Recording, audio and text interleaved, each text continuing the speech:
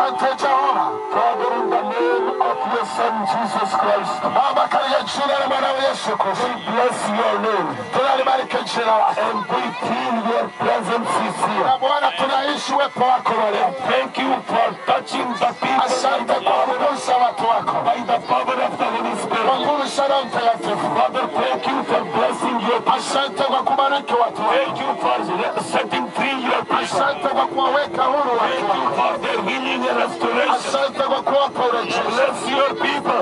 Waweka wabariki watu Use wako. them for your own glory. Bwana, wape utukufu wako. Use them as an instrument Watumie kama vyombo for the extension of your kingdom. kwa utukufu wako Bwana. Extend their boundaries and all. Bwana, wainue.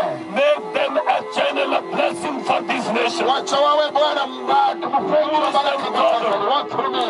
Use them, Father. Watumie Baba. In Jesus' name Kwa we jina pray. la Yesu. In Jesus' name Kwa we jina la Yesu pray. In tunaomba. Jesus' name Kwa we jina pray. la Yesu tunaomba. Hallelujah.